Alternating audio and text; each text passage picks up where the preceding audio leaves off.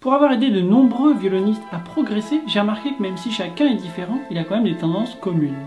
Comme de penser que puisque notre doigt de main gauche se pose avant l'archet,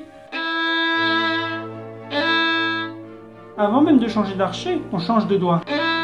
Sinon on entend la corde à vide, il fait tout avant l'archet. Donc ça semble logique que ce soit notre main gauche qui donne la cadence, le tempo, et notre archet qui s'y adapte, qui s'y accommode. Pourtant, c'est l'inverse.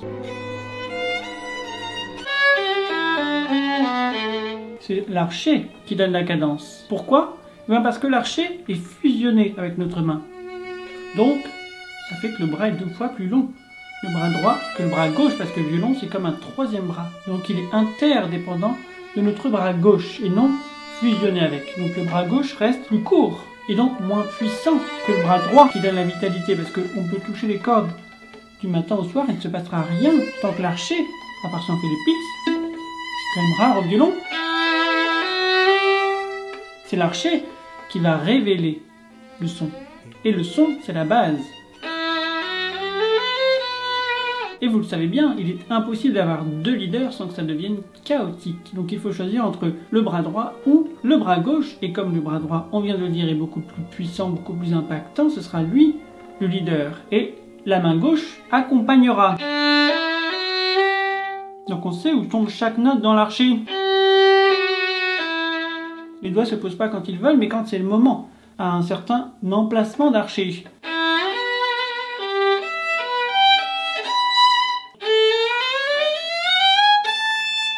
C'est là que la répartition d'archet sera déterminante pour justement clarifier la main gauche. Et pour l'aider finalement. Tout ça c'est pour aider cette main gauche. Parce que si chacun fait ce qu'il veut de son côté, sans connecter, eh bien ça va devenir chaotique. Donc ça, c'est l'une des premières fausses croyances que je trouve très commune parmi les violonistes. D'ailleurs, c'était l'une de mes fausses croyances pendant bien des années. Mais que faire si notre main gauche est en retard? C'est là que la coordination intervient, parce que sans cela, notre main gauche et notre archet, nos 2 bras, seront en compétition et non en harmonie. Et donc ce sera le chaos et l'anarchie.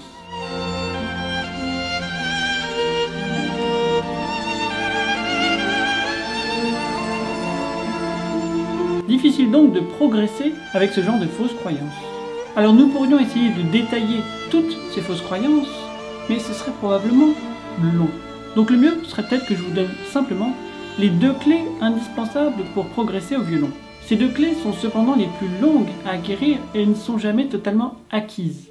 Elles doivent être sans cesse entretenues, comme des outils qu'on aiguise pour qu'ils restent efficaces. Mais que sont donc ces 2 clés si mystérieuses? De pratiquer plus souvent? Pas vraiment. De pratiquer plus longtemps? Pas vraiment non plus. D'être plus ambitieux quant au choix de notre répertoire? Non plus. De s'abonner à ma chaîne? C'est mieux, mais c'est pas indispensable non plus. Mais alors, de quoi s'agit-il? Eh bien, ces 2 clés sont toutes simples à dire, mais pas faciles à mettre en pratique. Et il s'agit, roulement de tambour, de la détente musculaire et de l'écoute profonde. Rien de révolutionnaire, pourtant ça change tout. Pourquoi? Eh bien parce que sans une écoute profonde, nous manquons de discernement. Et agissons sans trop savoir ce que nous faisons. Et il s'agit bien de faire la distinction entre entendre et écouter. Très souvent, nous entendons, mais sans véritablement écouter. Notre esprit est parfois trop préoccupé par des considérations techniques et n'écoute pas très attentivement le résultat.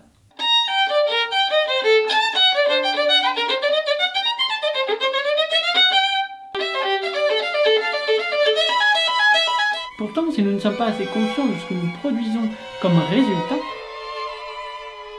nous n'allons pas réussir à progresser, même avec beaucoup de travail.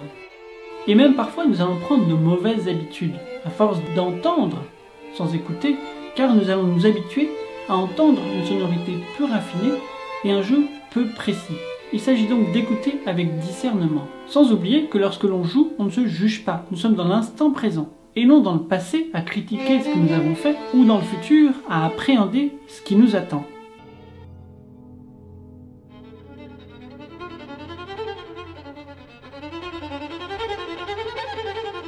Donc l'écoute profonde va terriblement impacter nos progrès. Et la deuxième partie de l'équation, c'est la détente musculaire, qui va nous permettre d'ajuster lorsque notre écoute profonde nous indique que notre résultat est en désaccord avec notre intention. Nous trouverons ainsi notre alignement, sachant que le geste est plus important que la note et que l'attitude est plus importante que le résultat. D'ailleurs, si toutes ces idées vous parlent, sachez que vous pouvez télécharger gratuitement mon guide du violoniste, avec toutes ces idées réunies au même endroit. Et vous trouverez le lien vers ce guide dans le descriptif. Et donc, pour revenir à notre pratique efficace, sans une écoute profonde, nous ignorons qu'il y a un problème.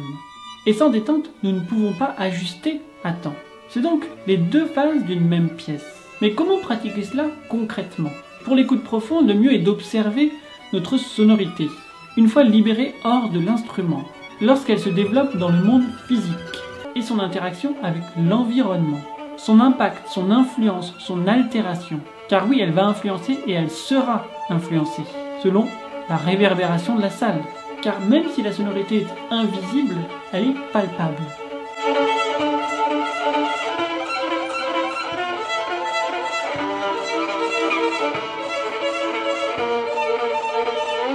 Et pour la détente musculaire, ce qui va vous aider, c'est d'assimiler le fait que le geste est plus important que la note. Et donc le résultat sera secondaire. Ainsi, on sera moins attaché au résultat qu'à notre intention. Cela semble un peu contradictoire avec l'écoute profonde, mais c'est lié. Et même si le résultat est secondaire, cela ne signifie pas que nous y prêtons moins attention. Cela signifie juste que nous acceptons notre situation et allons de l'avant, vers plus de sobriété et d'efficacité. Donc pour résumer, nous avons vu que l'écoute profonde détermine ce que nous visons et que la détente permet d'agir avec sobriété. Et pour aller plus loin dans la mise en pratique, sachez que j'ai créé 18 formations toutes accessibles à mes abonnés privés. Rejoignez-nous en cliquant le guide du violoniste, il vous guidera vers mes abonnés privés en toute sécurité. Et je vous retrouve tout de suite de l'autre côté.